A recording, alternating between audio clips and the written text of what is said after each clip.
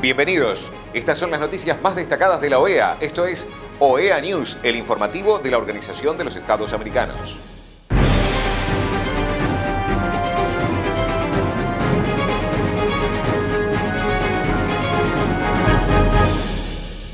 Es momento de compartir los títulos de las noticias más importantes que vamos a estar brindando a ustedes. Día Internacional de Recuerdos de las Víctimas de la Esclavitud y la Trata Transatlántica de Esclavos. MAP OEA condena acción terrorista con carro bomba en Corinto, Cauca. Secretario General de la OEA comparte su opinión sobre la situación de Venezuela. Los edificios históricos de la OEA fueron designados emblema histórico nacional. El director de Equidad Étnico-Racial, Personas Migrantes y Refugiadas de la Secretaría de Derechos Humanos de Argentina, Carlos Álvarez, participó en la conmemoración del Consejo Permanente de la OEA del Día Internacional del Recuerdo de las Víctimas de la Esclavitud y la Trata Transatlántica de Esclavos. Buenas tardes, buenos días a todos y a todas. Mi nombre es Carlos Álvarez Nazareno, director nacional de Equidad Étnico-Racial, Personas Migrantes y Refugiadas de la Secretaría de Derechos Humanos de la Nación, del Ministerio de Justicia y Derechos Humanos de la Nación. La idea es compartir la principal estrategia de nuestra Secretaría de Derechos Humanos de la Nación respecto del combate al racismo y la promoción de los derechos humanos de las personas afroargentinas, afrodescendientes y africanas para romper con ese legado de la esclavitud y del colonialismo. En este sentido, en un compromiso fidedigno de nuestro secretario para la promoción de los derechos humanos de las personas afrodescendientes, estamos implementando la Mesa Interministerial para la creación de políticas públicas hacia la comunidad afroargentina, afrodescendiente y africana.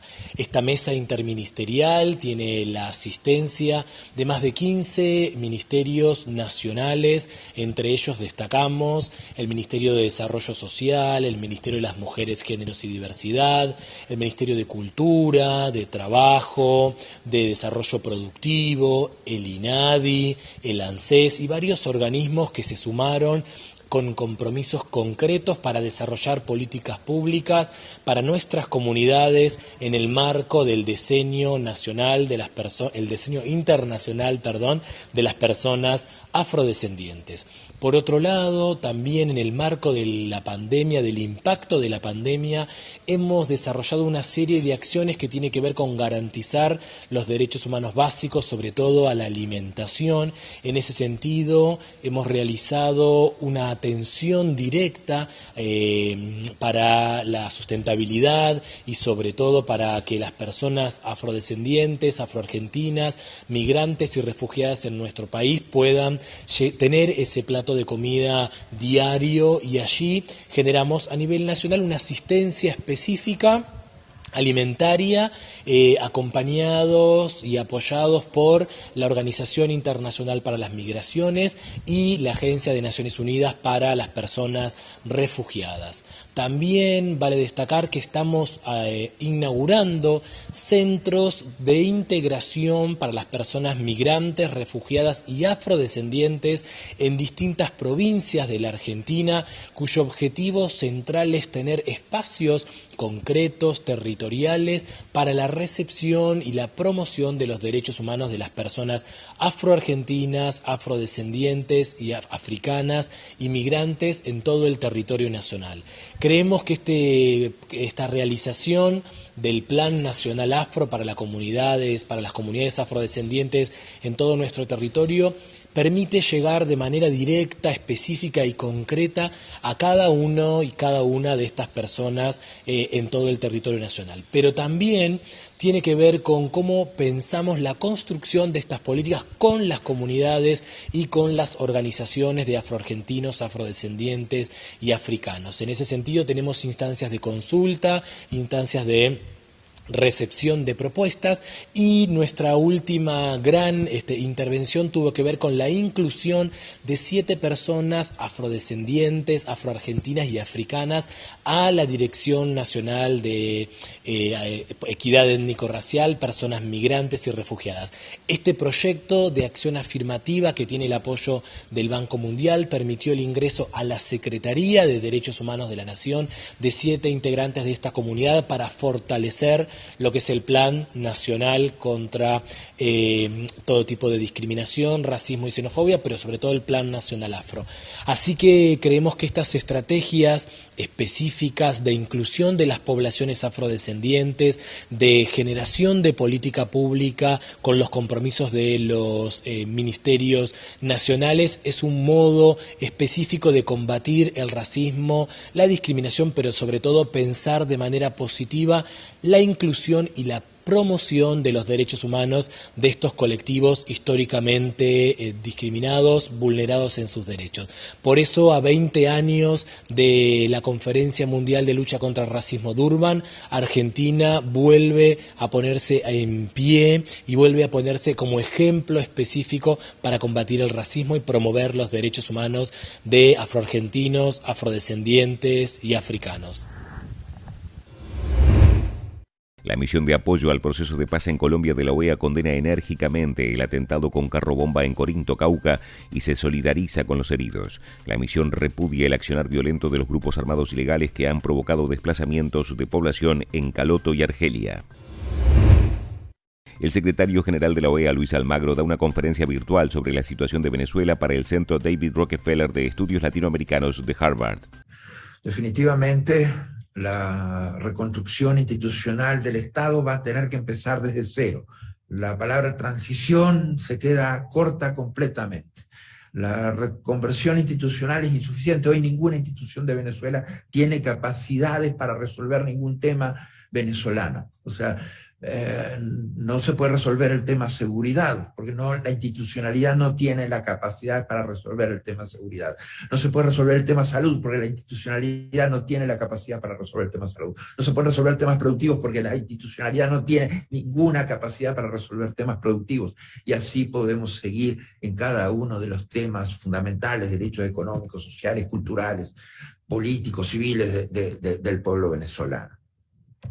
Definitivamente, se tendrá que reciclar totalmente las injerencias autoritarias, la presencia de 20.000 cubanos, más o menos, a veces son 23, 25.000, a veces parecen que son 18.000. O sea, esa injerencia autoritaria definitivamente, y obviamente esa injerencia que tiene que ver con potencias extranjeras y cómo se han vinculado con la dictadura, y la participación de organizaciones terroristas como las que mencionaron. Entonces, verdaderamente, ese es también parte del trabajo. Es necesario unificar la agenda internacional. O sea, la agenda internacional hoy tiene la misma base de lo que ha hecho la dictadura hacia adentro. La dictadura hacia adentro ha ido estableciendo acuerdos de alcance parcial con cada grupo político en función de las diferentes situaciones o necesidades de cada uno. O sea, ha utilizado todos los esquemas de corrupción, represión, intimidación o forzar el exilio.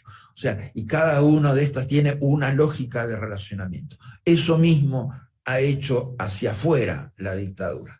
Y a cada uno le ha prometido cosas diferentes y por eso tenemos muchos manos en el plato, o sea, mucha gente haciendo cosas diferentes y cada uno obviamente genera espacios en los cuales una presión que se genera por un lado se escapa por el otro. O sea, tiene que haber una agenda internacional unificada, Estados Unidos, Unión Europea, Noruega, el sistema interamericano, el sistema universal de Naciones Unidas y así como otras potencias que puedan tener eventuales intereses en Venezuela. Todos los actores internacionales tienen que tener el mismo objetivo. Eso internamente es más difícil, obviamente porque los niveles de presión, de amenaza, de prisión política, de infiltración dictatorial, de inteligencia, genera dificultades muy grandes para llevar a esa consolidación interna.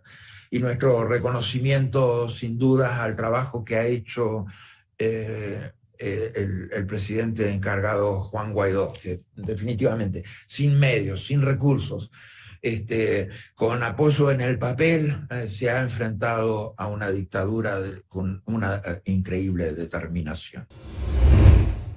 Los edificios históricos de la OEA en Washington fueron designados emblema histórico nacional por el Servicio de Parques Nacionales del Gobierno de Estados Unidos.